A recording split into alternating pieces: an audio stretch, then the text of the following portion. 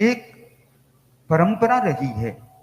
आचार्य तुलसी भी इस विश्वविद्यालय के अनुशासता रहे, आचार्य श्री महाप्रज्ञ जी भी इस विश्वविद्यालय के अनुशासता रहे, और अब वर्तमान में आचार्य श्री महाश्रमण जी भी जैन विश्व भारती मान्य विश्वविद्यालय के अनुशासता के रूप में है।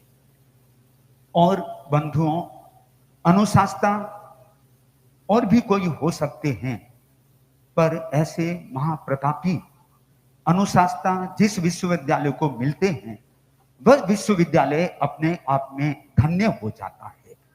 और इसी बात को लेकर के ये जैन विश्वविद्यालय जैन विश्व भारती मान्य, यह परम प्रसन्न है। और हम एक शब्द पर ध्यान देते हैं, अनुशासता। अनुशासता का मीनिंग होता है जो अनुशासन देता है, अनुशासन करता है। छोटी छोटी बातों में कैसे व्यक्ति और ज्यादा उसमें प्रभाव जमा सकता है, उस व्यवस्था को और कैसे अच्छा बना सकता है, यह अनुशासता का काम है, अनुशासन देने का। आज प्रातः जब हम लोग गुरु सन्निधि में उपस्थित थे, तो मानो कि आज गुरुदेव का वह रूप सामने आया जो रूप एक विश्वविद्यालय के अनुशासता का होना चाहिए था। हमने देखा कि गुरुदेव के भीतर एक ऐसी तरफ कि विश्वविद्यालय का हर कार्य 21 होना चाहिए, 19 नहीं होना चाहिए। तो ये विश्वविद्यालय के लिए बहुत सौभाग्य की बात है। आचार्य तुलसी ने अपने 13 पंथ प्रबोध में भी विश्वविद्यालय को पीछे नहीं छोड़ा। यूनिवर्सिटी मान्य करी भारत सरकार हो, कि जय विभा जानदार हो, समन्वित सात सकार हो।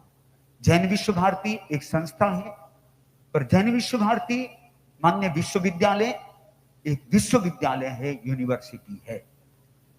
यह भारत सरकार के द्वारा मान्यता प्राप्त हुई थी। इस भारत सरकार के द्वारा मान्यता प्राप्त होने के पश्चात में भारत सरकार भी इसके साथ में जुड़ी हुई रही है।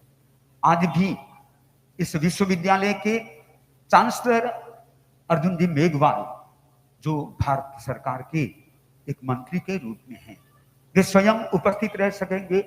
धर्मेंद्र प्रधान, वे भी भारत सरकार में एक मंत्री है, वे भी पूज्य प्रवर की सन्निधि में आज यहां पर उपस्थित रह सकेंगे। पन्ना समीक्षये, एक ऐसा सूक्त भगवान महावीर ने दे दिया कि तुम प्रज्ञा की आंख से देखो। ये प्रज्ञा है क्या? प्रज्ञा है भीतर का विवेक। जिस व्यक्ति के भीतर का विवेक जागृत हो जाता है, वह प्रज्ञा को प्राप्त कर लेता है। प्रज्ञावान व्यक्ति हेय और उपादेय को जानने लग जाता है। क्या मेरे जीवन में छोड़ने योग्य वस्तु है और क्या मेरे जीवन में ग्रहण करने योग्य वस्तु है। श्री जैन श्वेतांबर 13 पंथ धर्म संघ के प्रथम आचार्य, प्रथम अधिशास्ता, 13 पंथ प्रवर्तक आचार्य भिक्षु ने एक बहुत बड़ी प्रेरणा दी, शिक्षा दी कि 3 चीजें होती है, ध्येय, ज्ञेय, उपादेय। ध्येय तो सभी तत्व होते हैं। हमारे जीवन में ऐसा कोई भी तत्व नहीं है जो ज्ञेय न हो, सब कुछ जानने योग्य है। आज कोई भी केवल ज्ञानी बनता है, वह संपूर्णतया जानकार होता है। इसका मतलब ज्ञेय सभी पदार्थ है।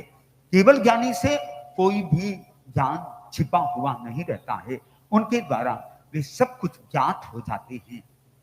ये सारे तत्व है, पर हेय की दृष्टि से कहा गया जिससे पाप का बंधन हो, जो अपनी आत्मा का स्वरूप नहीं है, स्वभाव नहीं है, वो सब हेय है।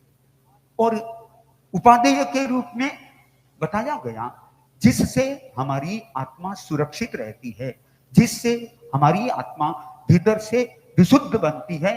जो भीतर में पाप कर्म है, या कोई भी कर्म है, उन सबको बाहर फेंक देना ये हेय है, अर्थात उनको छोड़ने योग्य कहा गया है। और साथ में यह भी बताया गया कि तुम हेय, ज्ञेय, उपादेय तीनों को जान करके जीवन को उपादेय जो कार्य है उनको ग्रहण करने का प्रयास करो। आज इतने लोग इस महावीर समवसरण में उपस्थित हुए हैं और भी हो रहे हैं। यहां एक बात का तो यह कहना ही पड़ेगा, कल मुझे विश्वविद्यालय वाले बोल रहे थे कि यहां लोग चालू डे में कैसे आएंगे, पर हमने कह दिया यह सूरत है, यहां पर कभी भी आशंका करने की जरूरत नहीं है। सूरत में एक विशिष्ट प्रकार की भावना है, लोगों में एक ऐसी भावना है कि यहां पर हमें क्या जीवन के लिए उपादेय है, क्या जीवन के लिए छोड़ने योग्य वस्तु हैं, इनका ज्ञान होता है। भगवान